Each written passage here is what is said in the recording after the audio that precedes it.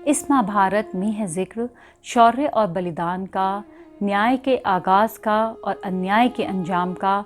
आओ हम सब मिल के बूझे इस इतिहास का। युद्ध के 13वें दिन त्रिगत के राजा सुशर्मा ने अर्जुन को युद्ध के लिए ललकारा और युद्ध करते करते वह अर्जुन को बहुत दूर तक ले गया। युद्ध पर जाने से पहले अर्जुन ने युधिष्ठिर की सुरक्षा की जिम्मेवारी धृष्टद्युम्न, भीम और सात्यकी को दी। अर्जुन के जाने के पश्चात गुरु द्रोणाचार्य ने चक्रव्यूह की रचना कर दी। सिंधु नरेश जयद्रथ ने आकर गुरु द्रोणाचार्य को कहा कि हे गुरुवर, मेरे को भगवान शंकर से ये वरदान प्राप्त है कि कभी भी अगर युद्ध हुआ तो मुझे युद्ध में अर्जुन के सिवा कोई भी पांडव नहीं हरा सकता। इसलिए चक्रव्यूह के प्रवेश द्वार पर मैं खड़ा हो जाऊंगा और सभी पांडवों को वहां रोक कर रखूंगा। उधर जब युधिष्ठिर को पता चला कि गुरु द्रोणाचार्य ने चक्रव्यूह की रचना की है तो उन्होंने अभिमन्यु को बुलाया और वे अभिमन्यु से बोले कि हे अभिमन्यु, इस चक्रव्यूह के बारे में हम में से कोई भी नहीं जानता। सिर्फ अर्जुन ही हैं जो इसके बारे में जानते थे, पर अब वे बहुत दूर हैं और शायद तुम्हें इसके बारे में थोड़ा बहुत ज्ञान है। इसीलिए अब इस चक्रव्यूह को भेदने में तुम्हें हमारी मदद करनी होगी। अभिमन्यु अर्जुन और सुभद्रा का पुत्र था, बहुत पराक्रमी योद्धा था और अपने पराक्रम की वजह से उसे उसके मामा बलराम ने रौद्र नाम का धनुष दिया था। अभिमन्यु ने अपने पिता अर्जुन से 10 तरह की विद्या और दिव्य विद्या सीखी थी। अभिमन्यु की 2 रानियां थी, राजा विराट की बेटी उत्तरा और बलराम की बेटी वत्सला। अभिमन्यु का रथ बहुत ही भव्य और सुंदर था और अभिमन्यु का सारथी सुमित्र एक कुशल सारथी था। अभिमन्यु अपने पिता अर्जुन और मामा श्री कृष्ण की तरह ही बहुत पराक्रमी योद्धा था। इसीलिए जबकि उसे उस चक्रव्यूह से बाहर निकलने की विद्या पूरी तरह से नहीं पता थी, फिर भी उसने उस चक्रव्यूह में प्रवेश करने की और उसे भेदने की जिम्मेवारी स्वीकार कर ली।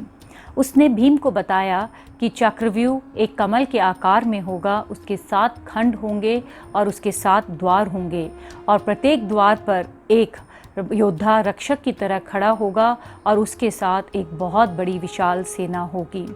उसने भीम से कहा कि इस चक्रव्यूह को भेदना मुझे आता है, परंतु इसमें से बाहर निकलने की कला मुझे नहीं पता है। इसीलिए अगर आप सभी लोग मेरा साथ देंगे तभी मैं इस चक्रव्यूह से बाहर निकल पाऊंगा। भीम ने अभिमन्यु को आश्वासन दिया कि तुम चिंता मत करो, इस चक्रव्यूह को भेदकर एक बारी जब हम अंदर तक पहुंच जाएंगे तो हम सब मिलकर तुम्हें इस चक्रव्यूह से बाहर निकाल देंगे। यह सुनकर अभिमन्यु ने कहा, अगर ऐसी बात है चाचा जी तो आप चिंता मत करिए, आज मैं कौरव सेना के छक्के छुड़ा दूंगा। अभिमन्यु का आत्मविश्वास देखकर युधिष्ठिर बहुत ही प्रसन्न हुए। उन्होंने अभिमन्यु को आशीर्वाद दिया और कहा कि पुत्र, तुम शीघ्र जाकर इस युद्ध में विजय प्राप्त करो और हम तुम्हारा इंतजार करेंगे। युधिष्ठिर ने सेनापति का मुकुट अभिमन्यु के सिर पर रखा। अभिमन्यु के सारथी ने अभिमन्यु के रथ को इस कुशलतापूर्वक दौड़ाया कि प्रथम द्वार पे खड़े गुरु द्रोणाचार्य उसको रोक ही नहीं सके और प्रथम द्वार को पार करके अभिमन्यु, भीम और बाकी योद्धा चक्रव्यूह के अंदर घुस गए। दोनों ही सेनाओं में भीषण युद्ध हुआ। अभिमन्यु ने इतना संहार मचाया कि कौरव सेना में हाहाकार मच गया। अभिमन्यु का संहार देखकर गुरु द्रोणाचार्य चिंतित हो गए। फिर वे कुछ योद्धाओं और राजाओं को लेकर अभिमन्यु के साथ युद्ध करने लगे। गुरु द्रोणाचार्य के साथ आए राजा अश्मक अभिमन्यु के हाथों मारे गए। राजा शल्य को अभिमन्यु ने बेहोश कर दिया। यह देखकर राजा शल्य के भाई विशाल सेना को लेकर अभिमन्यु से लड़ने के लिए आया। उसको भी कुछ समय बाद अभिमन्यु ने मार कर गिरा दिया। कौरव सेना का इतना भीषण संहार अभिमन्यु के हाथों देखकर गुरु द्रोणाचार्य और चिंतित हो गए। कर्ण जैसा योद्धा भी अभिमन्यु के आगे टिक नहीं पाया। कौरवों का विनाश करते करते अभिमन्यु इतनी दूर निकल गया कि भीम आदि बाकी योद्धा उससे दूर पीछे ही रह गए। मार्ग में आगे बढ़ते बढ़ते अभिमन्यु ने बहुत से कौरव योद्धाओं का संहार कर दिया। यह देखकर द्रोणाचार्य ने अभिमन्यु की प्रशंसा की। उसे सुनकर दुशासन को बिल्कुल अच्छा नहीं लगा और उसने अभिमन्यु पर आक्रमण कर दिया। अभिमन्यु ने दुशासन को जख्मी कर दिया। दुशासन के सारथी ने सोचा कि दुशासन मर गया है, इसलिए वह उसके रथ को वहाँ से भगाकर युद्ध क्षेत्र से बाहर ले गया। कर्ण अपने भाई राधे के साथ फिर अभिमन्यु के साथ लड़ने के लिए आया। अभिमन्यु ने कर्ण के भी छक्के छुड़ा दिए और उसके भाई राधे को मार दिया।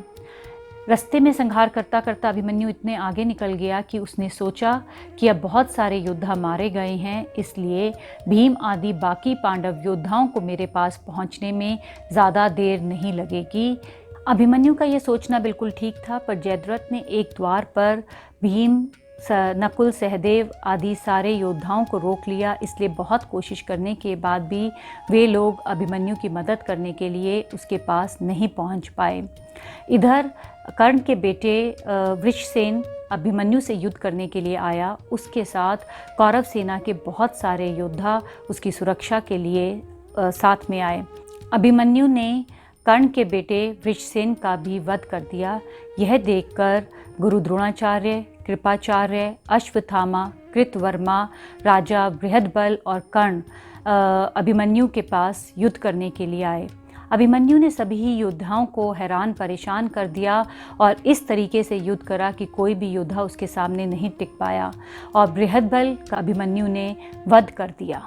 अभिमन्यु को भीषण युद्ध करते हुए देखकर कर्ण भय से कांपने लगा और गुरु द्रोणाचार्य से बोला कि हे गुरुवर, लगता है कि आज हम सब अभिमन्यु के हाथों मारे जाएंगे। तभी द्रोणाचार्य ने एक ऐसा व्यूह रचा कि सभी योद्धा मिलकर अभिमन्यु पर प्रहार करेंगे। गुरु द्रोणाचार्य ने कर्ण आदि महारथियों के साथ मिलकर उनको अलग अलग काम सौंप दिया, जिससे वे सब अभिमन्यु पर एक साथ प्रहार कर सकें। गुरु द्रोणाचार्य ने अभिमन्यु का कवच तोड़ दिया और उसके रथ के घोड़ों को मार गिराया। तभी गुरु द्रोणाचार्य का संकेत पाकर कर्ण ने अभिमन्यु का धनुष तोड़ डाला और कृतवर्मा ने अभिमन्यु के सारथी को मार गिराया। यह देखकर अभिमन्यु एक हाथ में तलवार और एक हाथ में ढाल लेकर रथ के नीचे कूद पड़ा। गुरु द्रोणाचार्य ने पैदल लड़ रहे अभिमन्यु की तलवार तोड़ डाली और कर्ण ने उसकी ढाल तोड़ डाली। तब अभिमन्यु ने अपने रथ का एक पहिया निकालकर उसके साथ युद्ध करना शुरू कर दिया। फिर द्रोणाचार्य ने उस रथ के पहिए को भी तोड़ दिया। तब अभिमन्यु ने गदा उठाकर इतना भीषण युद्ध करा, उसने अश्वत्थामा के घोड़े, हजारों सैनिकों को मार गिराया।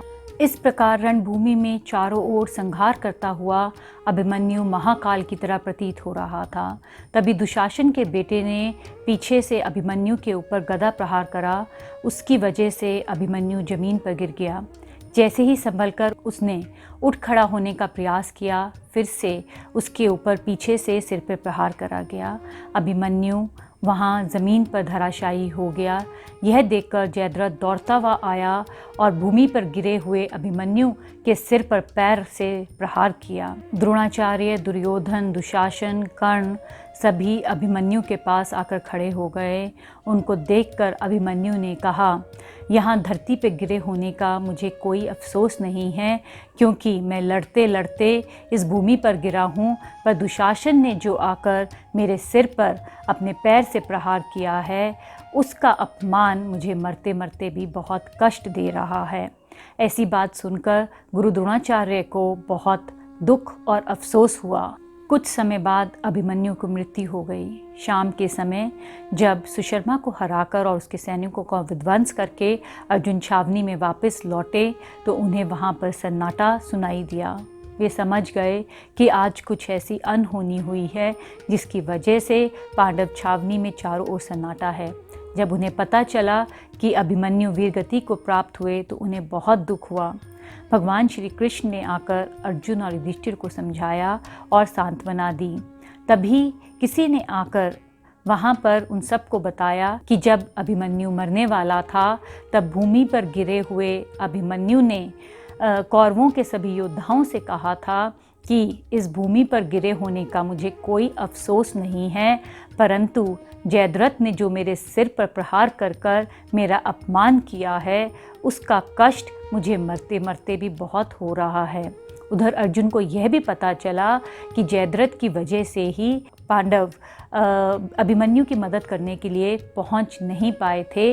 इसलिए अर्जुन ने ये प्रण लिया कि कल सूर्यास्त से पहले मैं जयद्रथ का वध कर दूंगा, और अगर मैं ऐसा नहीं कर पाया तो मैं अग्नि में अपने प्राण त्याग दूंगा।